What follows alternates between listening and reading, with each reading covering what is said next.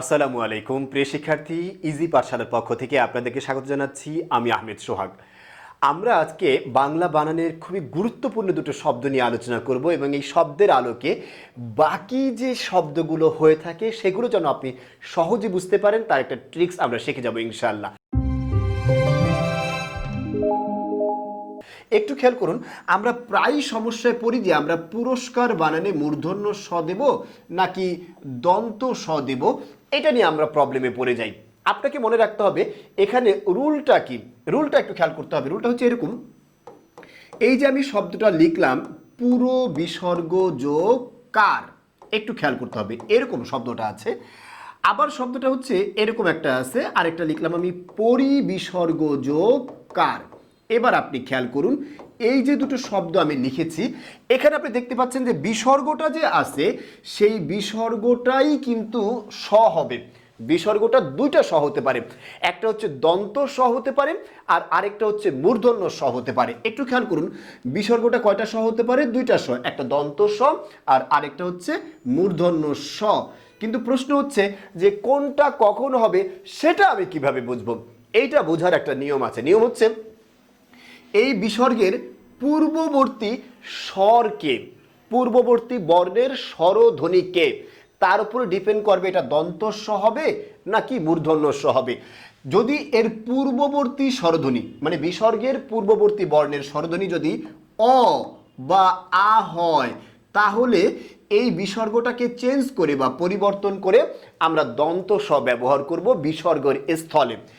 আর যদি বিসর্গের পূর্ববর্তী বর্ণে স্বরধ্বনিটা অ বা আ ছাড়া অন্য কোনো স্বরধ্বনি হয়, বাংলা বর্ণমালায় স্বরধ্বনি কয়টি বা স্বরবর্ণ কয়টি? 11টি। এই 11টি স্বর থেকে এই দুইটা স্বর অ বা আ বাদ দিলে আরও কয়টা স্বর থাকে? 9টা স্বরধ্বনি থাকে না? সেই 9টার কোনো একটা যদি পূর্ববর্তী স্বরধ্বনিতে থাকে তাহলে আমরা তার পরিবর্তে, বিসর্গের পরিবর্তে আমরা কি দেব? মূর্ধন্য স দেব। এখন আপনি খেয়াল করুন যে আমরা এই যে যেই শব্দটা আমরা এখানে লিখেছি পুরো বিসর্গ যোগ কার, এখানে আমরা দেখতে পাই একটা বিসর্গ আছে এবং বিসর্গের পূর্বে একটা বর্ণ আছে র। এবার আপনি বলুন তো র যে আছে, রয়ের সাথে বা রয়ের মধ্যে স্বরধ্বনিটা কি আছে? র। একটু দীর্ঘ করে উচ্চারণ করলে আপনি বুঝতে পারবেন রয়ের সাথে কি আছে? অ আছে। যদি অ থাকে তাহলে বিসর্গটা পরিবর্তন হয়ে কি হবে? অ থাকলে পরিবর্তন হয়ে কি হয়? দন্ত স হয়। তাহলে এইটার উচ্চারণটা বা বানানটা আমরা কি লিখব? পুরস্কার। এইটা হচ্ছে এটার সঠিক বানানটা। আবার খেয়াল করুন, এইখানে যে শব্দটা আছে বিসর্গ, এই বিসর্গটা দন্ত স হবে নাকি মূর্ধন্য স হবে ডিপেন্ড করে বা নির্ভর করে কার উপরে? পূর্ববর্তী বর্ণের স্বরধ্বনির উপরে। এবার দেখুন তো রি এর পূর্ববর্তী বর্ণ, এখানে স্বরধ্বনি কি আছে? স্বরধ্বনি হচ্ছে ই। যেহেতু এখানে ই আছে আর আমরা জানি অ বা আ নেই, ই আছে তার মানে অন্য স্বর আছে। অন্য স্বর থাকলে সেটা পরিবর্তন হয়ে কি হবে? মূর্ধন্য স হবে। তখন শব্দটা কি হয় বলুন তো? পরিষ্কার। কি হবে? পরিষ্কার। সবাই আশা করি এটা বুঝতে পেরেছেন। এই একই উদাহরণে বা একই নিয়মে আপনি অনেকগুলো উদাহরণ কিন্তু এবার কমপ্লিট করে ফেলতে পারবেন। যেমন দেখুন, আমি একটা শব্দ লিখলাম হচ্ছে এরকম তিরস্কার। আপনি বলুন তো তিরস্কার, এবার আমি শটা দেব, শটা এই রয়ের উপর ডিপেন্ড করবে কিনা? রয়ের মধ্যে স্বরধ্বনি কি আছে? অ, তাই আমি এটার বানানে কি দেব? দন্ত স দেব। সবাই আশা করি বুঝতে পেরেছেন। আবার একই রকম একটু খেয়াল করুন, আমি আরো একটা শব্দ লিখলাম বহিষ্কার। এই বহিষ্কার মধ্যে বহি এরপরে আমরা স লিখব। এই সটা যেহেতু হি ই আছে, অ বা আ নেই, অন্য স্বর আছে, তাই এখানে আমরা কি দেব? মূর্ধন্য স দেব। আবার একটু খেয়াল করুন, আমরা এরকম অনেকগুলো শব্দ লিখতে পারি। আমি একটা লিখতে পারি হচ্ছে নমস্কার। এই নমস্কারের মধ্যে নম, ময়ের শেষে কি আছে? অ। অ বা আ থাকলে যেন কোন স হয় মনে আছে?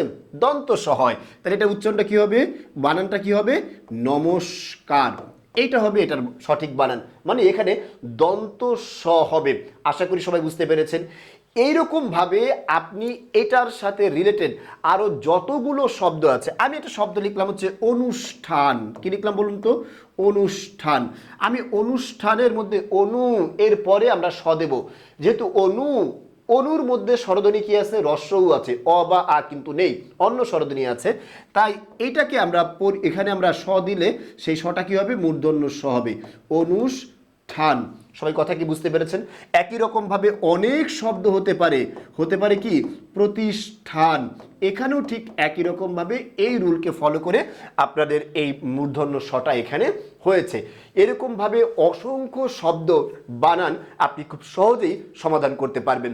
এরকম সহজ সহজ ট্রিক্সের মাধ্যমে বাংলা ব্যাকরণ এবং সাহিত্য সহ সকল অধ্যয়নরত সাবজেক্ট বা বিষয়ের সহজ সমাধানের ভিডিও ক্লাস পেতে আমাদের ইজি পাঠশালার সাথে থাকুন।